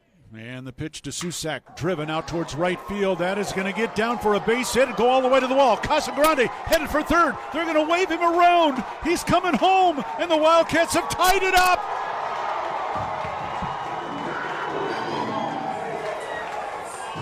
Susak with an RBI double to right center. And we're still playing ball. Tied at 16 in the bottom of the 10th. Shot blocked by Coloco, who grabs it out of the air. Ahead to Dalen Terry, Arizona with the ball, minute 30 to go, and a 6-point lead. Juzang working right, drives to the bucket, put up, blocked by Coloco, grabbed by Larson. Arizona ball, 38 seconds left. For Bernard, goes right, blocked by Ballo, grabbed by Matherin. Arizona ball, 22 seconds left. Campbell down for the Bruins, throw it out to Riley. He'll shoot the three, blocked again by Coloco. Ballo grabs it, it's over. Championship to Tucson. Hey, sports fans, it's Rich Herrera. Thank you so much for tuning into our stream. We'll be back in just a bit. Until then, how about some Arizona Wildcat highlights? Fourth down and less than a yard. Trojans will go for it in a tie game. Slovis out of the shotgun. Step to his left. Step the handoff. Into the backfield and drop. No gain, loss on the play. Cats take over. That's a huge play by Arizona. Explosive play in the backfield that time. Shot blocked by Coloco, who grabs it out of the air. Ahead to Dalen Terry, Arizona with the ball, minute 30 to go, and a 6-point lead. Juzang working right, drives to the bucket, put up, blocked by Coloco, grabbed by Larson. Arizona ball, 38 seconds left. For Bernard, goes right, blocked by Ballo, grabbed by Matherin. Arizona ball, 22 seconds left. Campbell down for the Bruins, throw it out to Riley. He'll shoot the three, blocked again by Coloco. Ballo grabs it, it's over. Championship to Tucson. Dalen Terry quickly the other way, out to Tabellis, down the lane to throw it down with the left hand. Look out. The locomotive slams it home. Hey, sports fans, it's Rich Herrera. Show will be back in just a little bit. Thanks for tuning into our stream. Until then, how about some great moments for the University of Arizona Wildcats? Fourth down and 2, Arizona. Down 14-0. Wildcats on fourth down this year are 12 of 20. Offset backfield. Plummer to throw the ball, looking, throwing towards the back of the end zone, and it's hot! Touchdown, Arizona! Oh, did they need that? My goodness, Booby Curry had to leap in the air to take the ball over the top of the defender, and the Cats are on the field. ASU with the ball, down by 11, so they have to go. Steal by Koloko. He's going to drive the other way and slam it home, and foul by Lawrence. Why Lawrence contested the big man, Christian Koloko, with defensive steal and flush. Lawrence picks up his third foul. Big guys love to play point guard. Koloko looked like what, driving down that was from mid-court. 3-point lead again for TCU. Down to 30 seconds left. Matherin with the ball for the Wildcats. Matherin around a Koloko screen, picked up by Lampkin. Go outside for Koloko. Feed it to Terry, right corner. Terry can't go baseline. Circles back out top to Matherin. 10 to shoot. 16 left in the ballgame. Matherin, 3 balls straight away. Good! That's We're tied. Huge shot for Ben Matherin in Arizona. Timeout TCU. This ball game is knotted up. 12.6 seconds to go. Ben Matherin drains a deep 3 from straight away. All right, it's Rich Ferreira with you. Thanks for joining us, everybody. Our thanks to for Dave Hickey joining us here on the program. Sorry, I've got to finish sending this email out during the program. Anyway, thanks to Dave Hickey for joining us here on the program. Don't forget, we still have folks out at Desert Diamond Casino giving away tickets. It's a ticket stop. We're going to do this throughout the year, making sure that you have an opportunity to come out to watch the Cats, courtesy of me. Well, and Wildcats Radio 1290. Hey, Samuel Adams Oktoberfest presents Oktoberfest at Union Public House Saturday, September 24th. Sponsored by Hush Salon and Day Spa. For more information, go to wildcatsradio1290.com. I just saw something the Pac-12 put out, Dragon Ball. Uh-oh. What they send out this time? No, it's kind of fun. Here's where the Pac-12 football stands in the AP Top 25 after Week 1. USC number 10, USC number 10, Utah number 13. Because Oregon dropped out of the top 25 after getting pasted by Georgia. Utah loses in the last winning moments of the game against Florida. But then, in really, really small type with little tiny logos, it says also receiving votes, Oregon with their O, the Beavs with the little beaver head, the Bruins, the UCLA script for the backstabbers, right, and then the Block A. You know what? That's pretty cool. There's going to be some people that are just going to be haters. Haters going to hate. I know you people out there that are haters. Hate all you want. But you go from where this community has been, where this program has been over the last 4 or 5 years to where they are right now. Yeah. Just the complete implosion of Arizona football. The way that Arizona has just absolutely hit rock bottom. And as Dave said, I think the rebuild is over. Because Arizona football was cruising along, and then all of a sudden,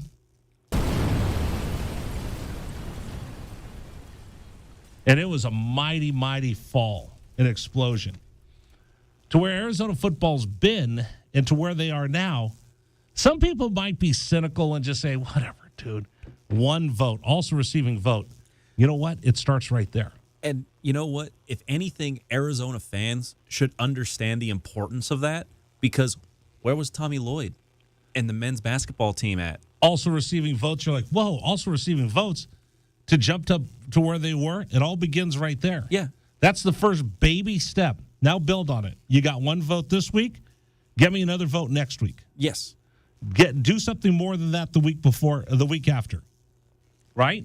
If you can come out and beat a Mississippi State team that a lot of people say is, very much like the grading stick. Like, that's like the bottom of the grading stick of the SEC because of all the consecutive years of bowl games they've been to. Mike Leach and his, really almost kind of spotless track record of making a program worth mentioning. I mean, he's done that in every spot he's been. If you can do that against a Mississippi State team and do what you did to San Diego State, that's going to get some attention. It's going to be tougher. Oh, yeah. The athletes there are bigger, faster, stronger.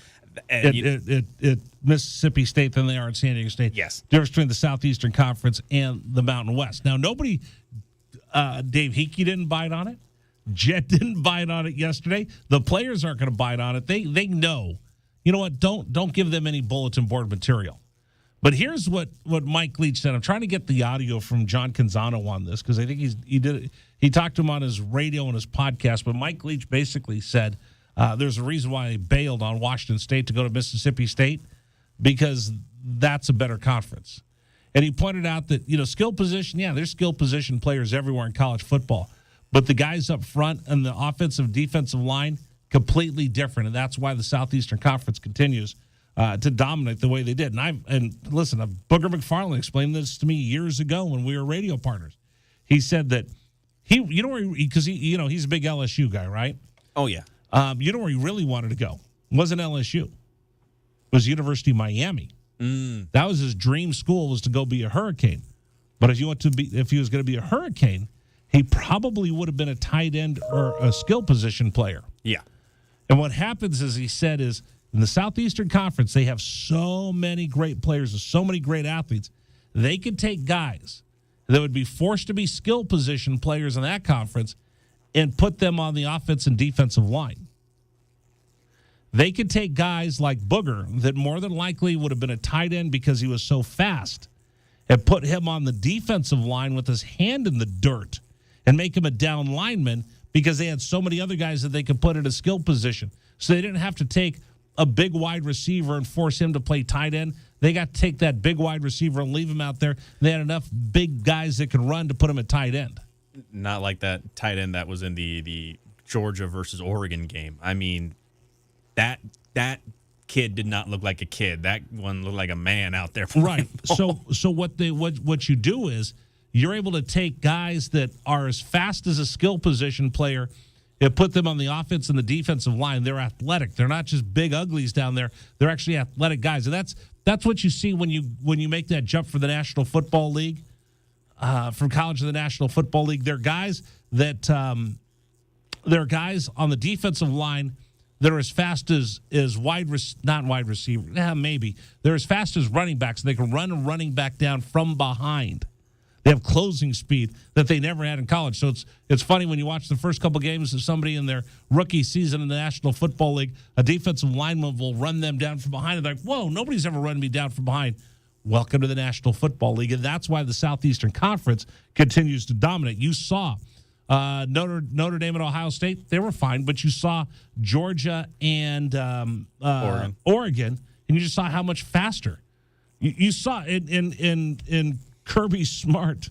I hate the SEC. He said, hey, Dan Lanning knows I've got better athletes. He knows we've got better athletes. He won't say it, but he knows we've got better athletes. Kirby said it. No, that's what I'm saying. Is like that's Kirby's entire quote, saying that Dan Lanning, he knows we have better players. He'll never say that, but he knows we've got better players. Absolutely. Hey, today's program brought to you in part by QC Kinetics. Summer's over, but you're still doing that, little old man thing with your back and your hip. Stop it. I want you to call QC Kinetics right now. You've been putting it off long enough. You've been walking around crunched over like a question mark because your back hurts and your hips hurt. You know what? Do something. Get real, lasting relief from chronic pain. Call QC Kinetics. They can get you moving again. This regenerative medicine that they uses highly concentrated healing properties from your own body to restore and repair damaged joint tissue. And QC Kinetics, it's the nation's leader in this exciting breakthrough natural approach to eliminating joint pain. Lots of people have done this, and they're living life to the fullest again, pain-free. They get out of their chairs, and they don't go, oh. Don't assume the old ways of dealing with joint pain are the only ways. How many of you are driving around a car from the 1970s? Then why would you go use the pain medicine and the pain treatments from the 1970s. No, it's 2022. Do something smart for yourself. Call QC Connect today. Stop putting it off. Call right now for a free consultation. 520-497-4955. That's 520-497-4955. One more time, 520-497-4955. Locations Academy and Orange Grove. That's QC Kinetics, 520-497-4955. Quick timeout. Come back. What do I got? Oh, I got Lamont Levitt coming up at the top of the hour, or Lamont Hundley. Levitt, Hundley. I love both of them.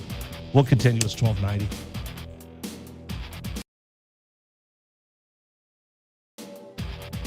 This is the Rich Herrera Radio Show. Now streaming on Facebook Live.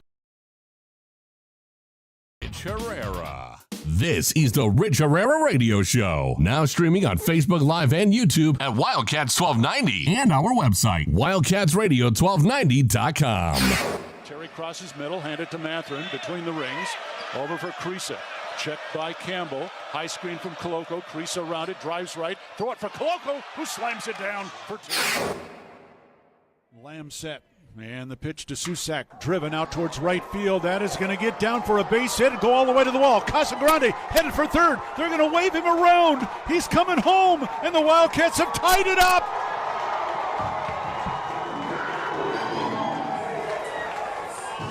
Susak with an RBI double to right center. And we're still playing ball. Tied at 16 in the bottom of the 10th. Shot blocked by Koloko, who grabs it out of the air. Ahead to Dalen Terry, Arizona with the ball, minute 30 to go, and a 6-point lead. Juzang working right, drives to the bucket, put up, blocked by Koloko, grabbed by Larson. Arizona ball, 38 seconds left. For Bernard, goes right, blocked by Ballo, grabbed by Matherin. Arizona ball, 22 seconds left. Campbell down for the Bruins, throw it out to Riley. He'll shoot the three, blocked again by Koloko. Ballo grabs it, it's over. Championship to Tucson. Hey, sports fans, it's Rich Herrera. Thank you so much for tuning into our stream. We'll be back in just a bit. Until then, how about some Arizona Wildcat highlights? Fourth down and less than a yard. Trojans will go for it in a tie game. Slovis out of the shotgun. Step to his left. Step to hand off. Into the backfield and drop. No gain, loss on the play. Cats take over. That's a huge play by Arizona. Explosive play in the backfield that time. Shot blocked by Koloko, who grabs it out of the air. Ahead to Dalen Terry, Arizona with the ball, minute 30 to go, and a 6-point lead. Juzang working right, drives to the bucket, put up, blocked by Koloko, grabbed by Larson. Arizona ball, 38 seconds left. For Bernard, goes right, blocked by Ballo, grabbed by Matherin. Arizona ball, 22 seconds left. Campbell down for the Bruins, throw it out to Riley. He'll shoot the three, blocked again by Koloko. Ballo grabs it, it's over. Championship to Tucson. Dalen Terry quickly the other way, out to Tabellas, down the lane to throw it down with the left hand. Look out, the locomotive slams it home. Hey, sports fans, it's Rich Herrera. Show will be back in just a little bit. Thanks for tuning into our stream. Until then, how about some great moments for the University of Arizona Wildcats? Fourth down and 2, Arizona. Down 14-0. Wildcats on fourth down this year are 12 of 20. Offset backfield. Plummer to throw the ball, looking, throwing towards the back of the end zone, and it's hot! Touchdown, Arizona! Oh, did they need that? My goodness, Booby Curry had to leap in the air to take the ball over the top of the defender, and the Cats are on the board. ASU with the ball, down by 11, so they have to go. Steal by Koloko. He's going to drive the other way and slam it home, and foul by Lawrence. Why Lawrence contested the big man, Christian Koloko, with defensive steal and flush. Lawrence picks up his third foul. Big guys love to play point guard. Koloko looked like one driving down. That was from mid-court.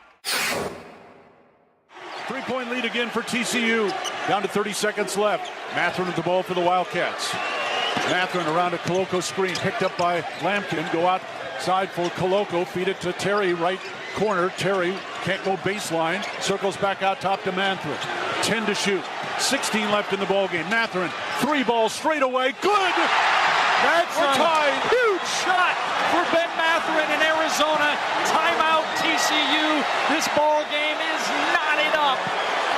12.6 seconds to go. Ben Matherin drains a deep three from straight away. He's got 24 points, and we're all even. Hey, sports fans, this is Rich Herrera. Thanks so much for tuning into our stream. Back in just a bit. Until then, how about some highlights from the University of Arizona? McLeod's going to line up under center.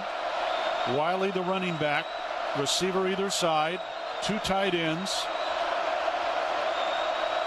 Oregon, five-man front. They shift. Play fake, rolling right. McLeod looking to throw. Going deep. Down, trying to find Berryhill. Makes the catch inside the 25-yard line. Still loose inside the 15. First down, Arizona. What a play by McLeod. He was smacked, but he had the presence of mind to know where Berryhill was. He threw the ball. He underthrew the ball, and Berryhill was looking back at it and made a great play on the ball. An amazing play by Jordan McLeod. This is David Amata. Here's what's trending on 1290 here at 4:51. There's a rough night for Estonia and Wildcat guard Kerr Kriisa as his national team ended up falling on Monday in a close game to Croatia. Kriisa ended the game going 0 for 7 from beyond the arc. After his debut started off rough, the Diamondbacks saw a strong rebound from right-hander Ryan Nelson as he helped lead the Diamondbacks to a shutout win on Monday against the Padres in their series opener. And the U.S. women's national team continues their international friendly against Nigeria as they are currently up 2-1 in the 86th minute of that contest. And there will be a dome in Chicago if the Bears have anything to say about it, as after the organization released their conceptual plans for a development on the Arlington Park property, which includes a domed stadium. That's what's trending locally and nationally on 1290. Still more to come on the Rich Herrera Show. This is Wildcats Radio 1290.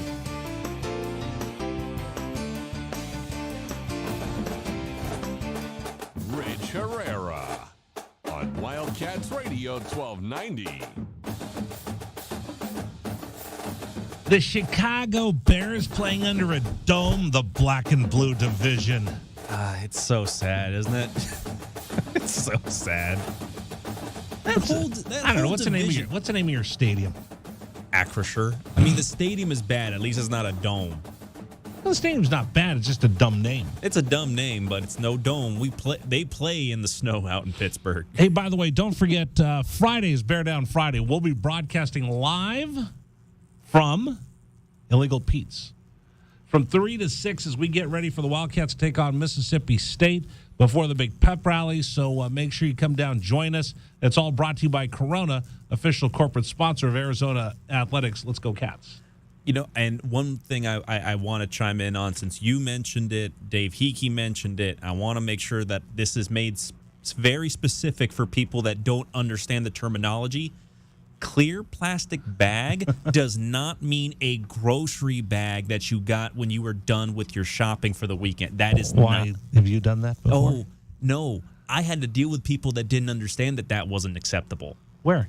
Over at Keno. Oh. Because, again, they had clear bag policy. They were able to go ahead and give out a couple of times when we had events, clear bags and clear plastic bags. Right. There were people that when they heard clear plastic, they assumed that meant the plastic bags you get from stores. Yes. That is not the same thing. No, it does clear. Not. So a big Ziploc bag that's clear. A Ziploc bag will be fine. Yes. If you just want to get one that you have at home. If not, they have they sell them in the bookstore, and they sell them in McHale. They're clear plastic bags. It's actually kind of cute. It has an Arizona logo on it. Mm-hmm. But those are the ones that you bring in. Yes. You can bring in those. You can bring in Ziplocs. And I've been that dumb person that, trying to download tickets at the last minute or get them on my phone, or I hadn't put them on my. Well, I could do this because I have an iPhone and you don't. Yes, but I can put it in my Apple Wallet to be able to call them up. But I have been that stupid person. Oh yeah, I bought the parking pass, and I'm trying to steer with one hand and with my knee and download. No, just. Take 5 extra seconds. Do it before you get in line and make everybody's life a little bit easier. Do it at home with your Wi-Fi. It'll be real quick. I was going to say, do it at home with my wife. What?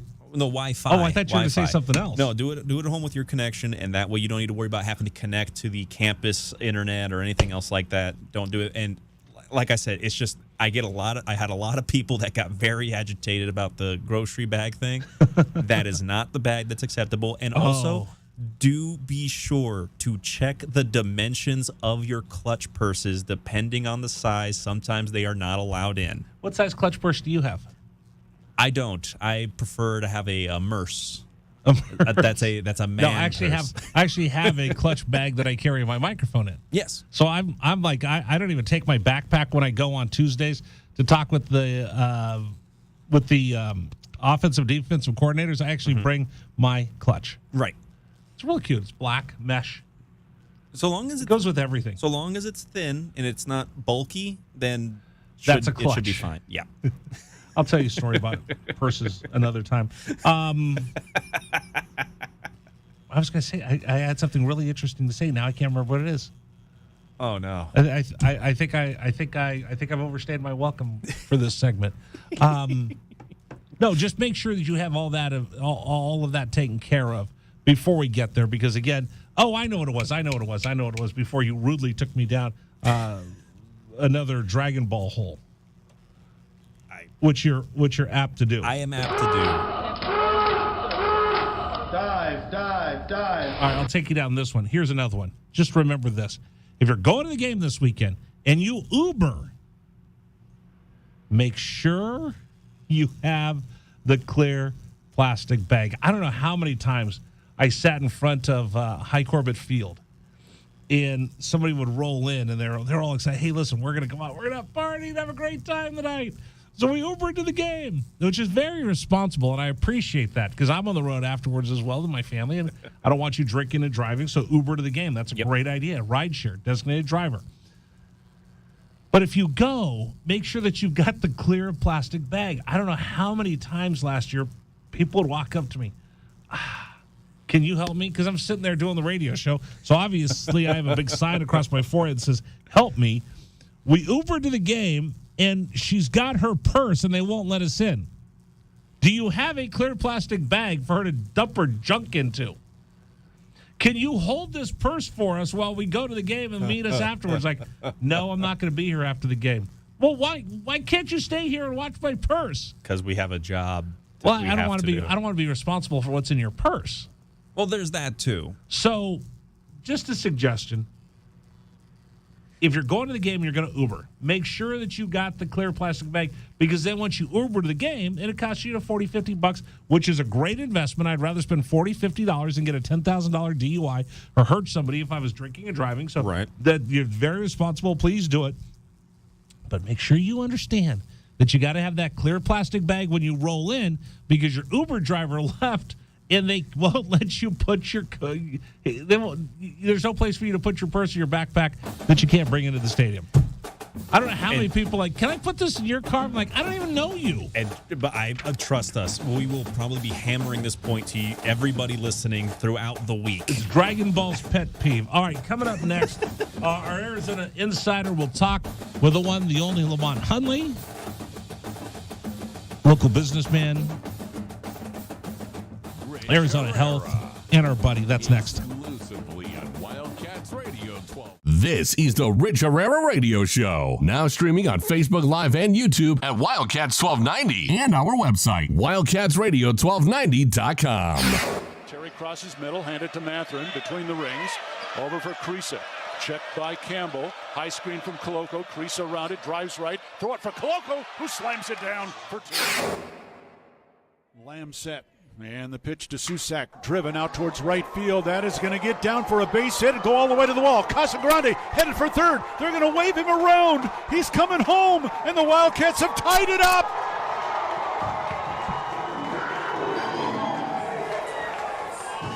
Susak with an RBI double to right center. And we're still playing ball. Tied at 16 in the bottom of the 10th. Shot blocked by Koloko, who grabs it out of the air. Ahead to Dalen Terry, Arizona with the ball, minute 30 to go, and a 6-point lead. Juzang working right, drives to the bucket, put up, blocked by Koloko, grabbed by Larson. Arizona ball, 38 seconds left. For Bernard, goes right, blocked by Ballo, grabbed by Matherin. Arizona ball, 22 seconds left.